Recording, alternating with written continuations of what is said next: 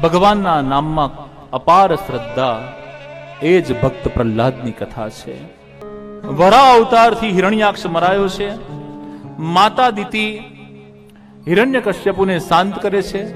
હિરણ્યકશ્યપુ પોતાના ભાઈના મૃત્યુના પ્રતિશોધથી અત્યંત વ્યાકુળ છે અને બ્રહ્માજીનું તપ કરવા માટે પોતાની પત્ની કયાધુને કહે છે કે હું તપ કરવા જઉં છું.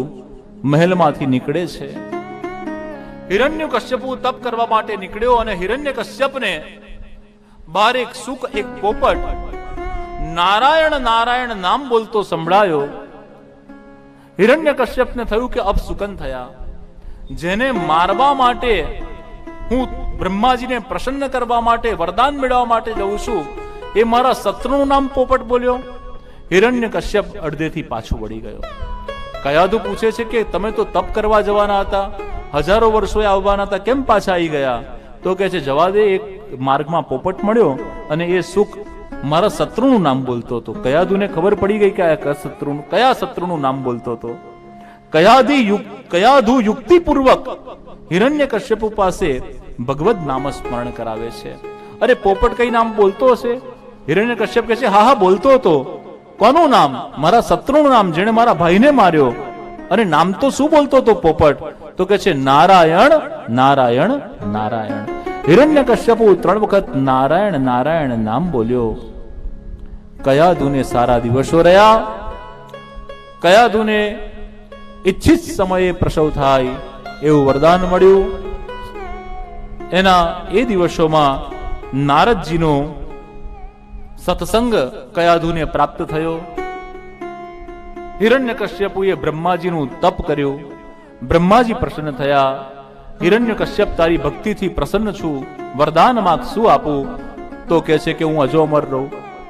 કહે છે કે અજો અમર રહેવાનું વરદાન હું ના આપી શકું, એના સિવાય બીજું માંગ. એટલે હિરણ્યકશ્યપુ વિચારીને કહે છે કે હું દિવસે ન મરું, હું રાત્રે ન મરું, હું પશુથી ન મરું, હું પક્ષીથી ન મરું, હું પ્રાણીથી ન મરું, હું મનુષ્યથી ન મરું, હું દેવથી ન મરું, હું ગંધર્વથી ન મરું, હું અપ્સરાથી ન મરું, હું કિન્નરથી ન મરું, હું ચણાથી ન મરું, હું મેથીથી ન મરું. ચણાનો એક દાણો ફસાઈ જાય તોય મરી જવાય. એટલે બહુ લાંબુ લિસ્ટ કરે છે. બ્રહ્માજી આખું લિસ્ટ વાંચે છે. ઓ આટલી બધી રીતે તું ના મરે. બ્રહ્માજી કહે છે તથાસ્તુ. તથાસ્તુ કઈ આશીર્વાદ આપ્યા. હિરણ્યકશ્યપ ઘરે આવ્યો. કયાધુએ ગર્ભમાં રહેલા બાળકને જન્મ આપ્યો અને એનું નામ પ્રહલાદ પાડવામાં આવ્યું. પ્રહલાદ દિવ્ય અને તેજસ્વી છે. રાક્ષસ કુળમાં જન્મ્યા છતાં પણ ભક્ત પ્રહલાદ તેજસ્વી થયા. શા માટે? સગર્ભા અવસ્થા દરમિયાન કયાધુએ સત્સંગ કર્યો છે અને એટલા માટે જ પ્રેગ્નન્સી દરમિયાન આપણે કહીએ છીએ કે ભાગવતજીનું સ્મરણ કરો, કૃષ્ણ લીલાનું સ્મરણ કરો, સારા ગ્રંથોના શરણે જાઓ, સત્સંગના શરણે જાઓ. પ્રેગ્નન્સી દરમિયાન ગર્ભમાં રહેલા બાળક ઉપર તમારા વિચારોની ખૂબ જ અસર પડે છે. માતાના વિચારોની વિશેષ અસર પડે છે.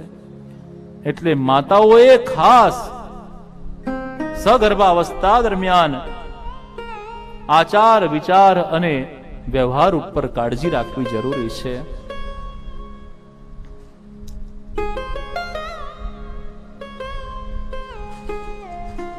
ભક્ત પ્રહલાદ 5 વર્ષના થયા. દૈત્ય ગુરુ શુક્રાચાર્યને ત્યાં પ્રહલાદને ભણવા માટે મોકલ્યા. શુક્રાચાર્યજી કઈ કાર્યમાં વ્યસ્ત હોય ત્યારે શુક્રાચાર્ય મહારાજના 2 પુત્ર છે, સંડ અને અમરક. સંડામરક કહેવાય. એ સંડામરક પિતાજી વ્યસ્ત હોય તો બાળકોને ભણાવે.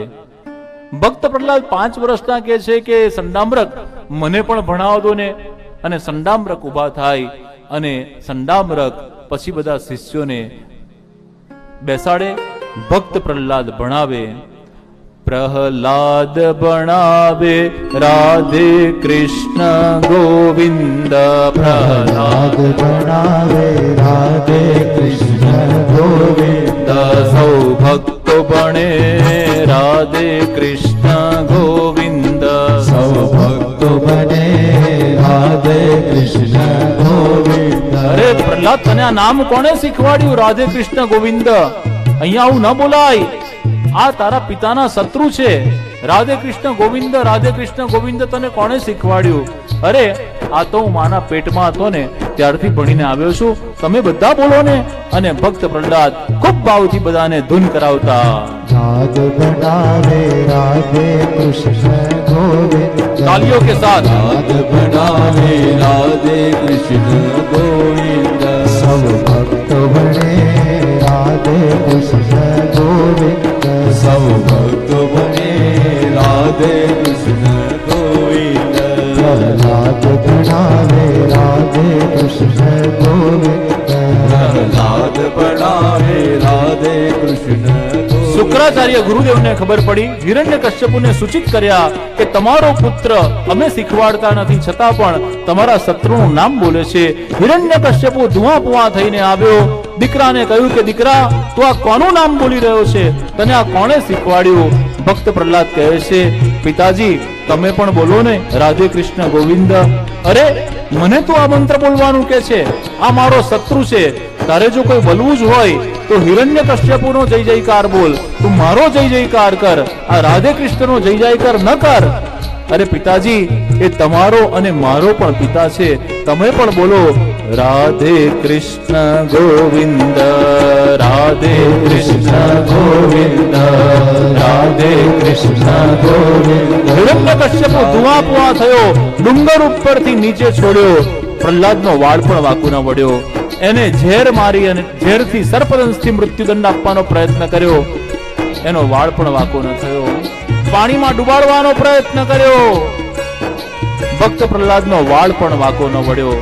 રામ રાખે એને કોણ ચાખે? ભક્ત પ્રહલાદ સુરક્ષિત છે, ભગવાનનું નામસ્મરણ કરી રહ્યા છે.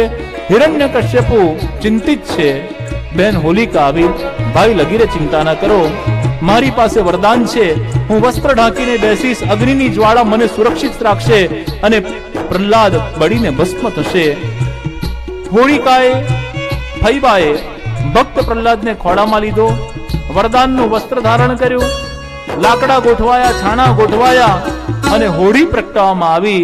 પણ હોળી પ્રગટાવતા પણ ભક્ત પ્રહલાદ અગ્નિની જ્વાળા વચ્ચે બે હાથ જોડીને રાધે કૃષ્ણ ગોવિંદ, રાધે કૃષ્ણ ગોવિંદ, રાધે કૃષ્ણ ગોવિંદ, રાધે કૃષ્ણ ગોવિંદ નામસ્મરણ કરી રહ્યા છે. અગ્નિની જ્વાળાઓએ હોલિકાને ભસ્મીભૂત કરી અને ભક્ત પ્રહલાદ સુરક્ષિત રહ્યા. પ્રાતકાલે બધાએ જોયું કે ભક્ત પ્રહલાદ સુરક્ષિત છે, રાધે કૃષ્ણ ગોવિંદ, રાધે કૃષ્ણ ગોવિંદની ધૂન ગઈ રહ્યા છે. આનંદ થયો અને ધૂળેટી પર્વ ઉજવવામાં આવ્યો. બોલો શ્રી હોલી કે રસિયા કી જય, શ્રી રાસ બિહારી લાલ કી જય, ભક્ત પ્રહલાદ કી જય. ત્યારથી ધૂળેટી પર્વ ઉજવાય છે. આ રંગોત્સવનો ક્રમ ત્યારથી ઉજવાય છે. ભક્ત પ્રહલાદ સુરક્ષિત રહ્યા. હિરણ્યકશ્યપુને ગમ્યું નહીં. હિરણ્યકશ્યપુએ ભર સભાની અંદર પ્રહલાદને લાવ્યા છે. એક લોખંડના થાંભલાને અગ્નિથી લાલ ચોળ ગરમ કર્યો છે. ભક્ત પ્રહલાદને કહ્યું છે કે તારો ભગવાન ક્યાં છે? ભક્ત પ્રહલાદ કહે છે મારો ભગવાન ક્યાં નથી, અત્ર તત્ર સર્વત્ર વ્યાપક પરમાત્મા છે. હિરણ્યકશ્યપુ કહે છે તારો પરમાત્મા અત્ર તત્ર સર્વત્ર વ્યાપક છે, તો શું તારો પરમાત્મા આ લોખંડના ગરમ કરેલા થાંભલામાં પણ છે? હા હા પિતાજી, આ લોખંડના ગરમ થાંભલામાં પણ મારો પરમાત્મા વિદ્યમાન છે, મને એના દર્શન થઈ રહ્યા છે. જો તારો પરમાત્મા લોખંડના સ્તંભમાં હોય તો આ લોખંડના લાલ ચોળ અગ્નિ સ્તંભને તું આલિંગન આપ, તારો પરમાત્મા હશે તો પ્રગટ થશે. 5 વર્ષના ભક્ત પ્રહલાદ અગ્નિથી લાલ ચોળ બનેલા સ્તંભ પાસે જાય છે. પ્રભુએ કૃપા કરી અને અગ્નિથી લાલ ચોળ થયેલા સ્તંભની ઉપર એક નાની ચીટી, એક નાની કીડી વિચરણ કરતી દેખાઈ. ભક્ત પ્રહલાદને થયું કે આ લાલ ચોળ અગ્નિનો સ્તંભ છે, એમાં જો આ નાની કીડી વિચરણ કરતી હોય તો હું તો 5 વર્ષનો છું. ભક્ત પ્રહલાદે 2 હાથ પોળા કર્યા છે. રાધે કૃષ્ણ ગોવિંદ, રાધે કૃષ્ણ ગોવિંદ, રાધે કૃષ્ણ ગોવિંદ રાધે કૃષ્ણ ગોવિંદ રાધે કૃષ્ણ ગોવિંદ રાધે કૃષ્ણ ગોવિંદ રાધે કૃષ્ણ ગોવિંદ. આલિંગન આપ્યું છે અને આલિંગન આપતા અગ્નિસ્તંભ ફાટ્યો છે. અગ્નિસ્તંભમાંથી ભગવાન નરહરિ પ્રગટ થયા છે. અડધો વધે મનુષ્યનો મુખ સીરું છે. શુક્રાળ ભગવાનનું સ્વરૂપ છે. ન દિવસ ન રાત, ન પશુ ન પ્રાણી, ન મનુષ્ય, ન ઘરની અંદર ન ઘરની બહાર, ન અગ્નિથી ન અસ્ત્રથી ન શસ્ત્રથી હિરણ્યકશ્યપુને સિંહાસન પરથી ઉઠાવ્યો છે અને ઘરના ઉમરાની ઉપર ન જમીન ઉપર ન આકાશમાં પોતાના પગના સાથળ ઉપર ભગવાને એને સુવડાયો છે. ન अस्त्र से न शस्त्र से भगवान नरहरि ने अपने नाखून से उसका पेट चीर दिया. पेट ने चीरीने भगवाने एना आंतरડા બહાર કાઢ્યા અને આંતરડાનો હાર પોતાના ગળામાં ભગવાને પહેરી દીધો છે. ભગવાન નરહરિનું દિવ્ય પ્રાગટ્ય થયું છે. બધા ભયભીત થયા છે. નરહરિ લાલનો જયજયકાર થયો છે. બોલો શ્રી નરસિંહ રાય કી, બોલો નરહરિ લાલ કી. નરહરિ લાલનો જય જયકાર થયો. હિરણ્યકશ્યપુનો વધ થયો છે. ન દિવસ હતી, ન રાત હતો, ન પશુ હતા, ન પ્રાણી હતા, ન મનુષ્ય હતા, ન ઘરમાં હતા, ન સૂકું હતું, ન નલિયું હતું. નાખૂન વડે હિરણ્યકશ્યપુના આંતરડા ભગવાને ચીરી નાખ્યા છે. હિરણ્યકશ્યપુના સબને પ્રભુએ પોતાના પગ પર રાખ્યો છે. પ્રહલાદ ત્યાં ઉભા છે. નારદજી પ્રગટ થયા. नारद जी कहते प्रहलाद तुम्हारा नाम प्रहलाद क्यों है? प्रहलाद शब्द लाद नामनी धातु परथी पड़्यो छे. जो गर्म को ठंडा कर दे उसका नाम ही प्रहलाद. जाओ प्रभु के निकट जाओ. અને ભક્ત પ્રહલાદ પ્રભુની નિકટ ગયો અને જ્યાં પ્રભુની નિકટ પ્રહલાદ ગયો પ્રભુએ હિરણ્યકશ્યપના સબને નીચે ફેંક્યું અને પ્રહલાદને તેડી દીધો. અને પ્રહલાદને જેમ ગાય પોતાના વાછરડાને ચાટે એમ ભગવાન ચાટી અને વાલ વરસાવા લાગ્યા છે. ભગવાન કહે છે ભક્ત પ્રહલાદ તને ઉગારવા માટે મને આવતા વાર લાગી.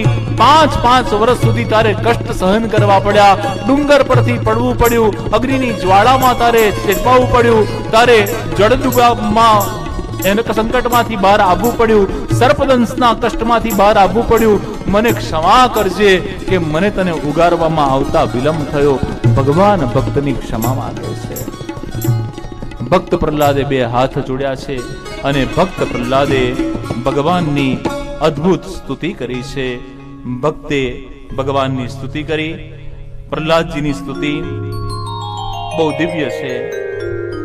ભગવાનની સ્તુતિ કરતા ભક્ત પ્રહલાદ નારદજીની ઉપસ્થિતિની અંદર પ્રાર્થના કરતા કહે છે કે હે પ્રભુ, મારા જેવા નાના બાળક ઉપર તમે કૃપા કરી છે અને કૃપા કરી તમે મને હંમેશા મારું રક્ષણ કર્યું છે. બ્રહ્માદિ દેવતાઓ સ્તુતિ કરીને આપને શાંત ન કરી શક્યા. હું તો અસુર કુળમાં જન્મ લીધો છું અને બાળક છું, છતાં પણ આપને શાંત કરવાનો પ્રયત્ન કરું છું. હે પ્રભુ, હું જાણું છું કે આપ ધનથી, રૂપથી, તેજથી, બળથી કોઈ રીતે પ્રસન્ન થતા નથી. ભગવાન તમે કેવળ ભક્તિથી પ્રસન્ન થાઓ છો. પ્રભુ, મારી ભક્તિથી, મારી સ્તુતિથી તમે પ્રસન્ન થાઓ.